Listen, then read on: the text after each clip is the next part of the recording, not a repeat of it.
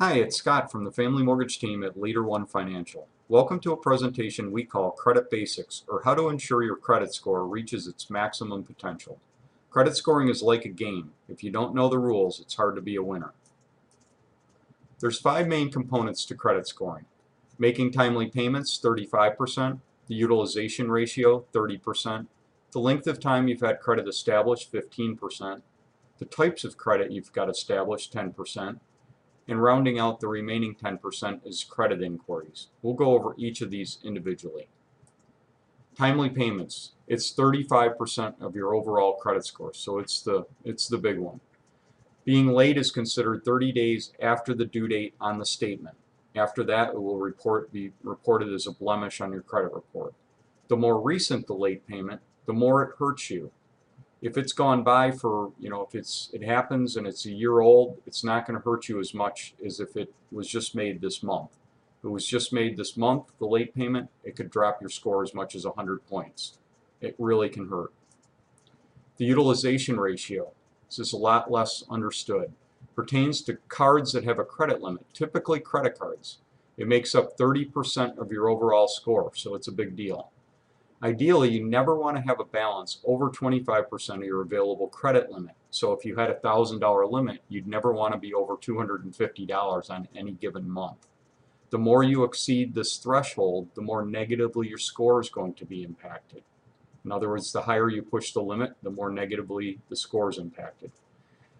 Calculated monthly at the statement ending date. So if you looked at your monthly statement on a credit card, for example, at that day and time, the creditor will report to the credit agencies what your balance is relative to the limit, and that's what that calculation is based on each month.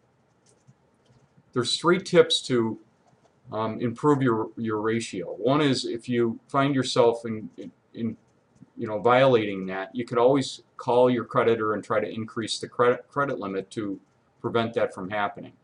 Or you could spread the spending over more cards. The third thing you can do is to pay the bill before the statement ending date if you accidentally run it up over that 25% threshold.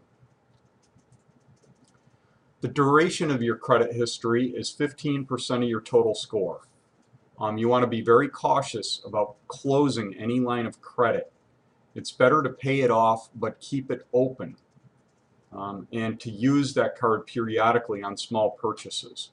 So in other words, if you don't use a card at all, it becomes inactive. So you want to continue to use it, even if it's just for a small purchase like a tank of gas or something, periodically.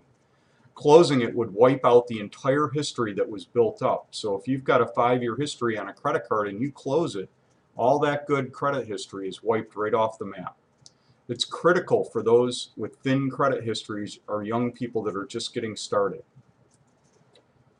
The types of credit you've got available to you is 10% of your total score.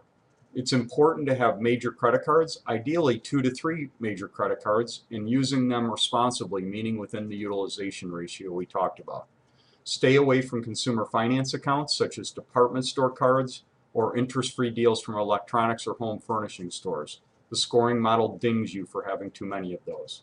What you do want, and what is good for your good credit mixture, is home loans are always good. Car loans and student loans are good because those are paid on an installment basis. And once again, credit cards are good. Last but not least, credit inquiries. They make up 10% of your score. Always be mindful of those who check your credit. You don't want to have too many people checking for unnecessary reasons. And if you're shopping for a mortgage or a car, most scoring models only count 1 inquiry against you as long as they're within a 30-day period. We appreciate you watching our presentation, and thanks so much for joining in.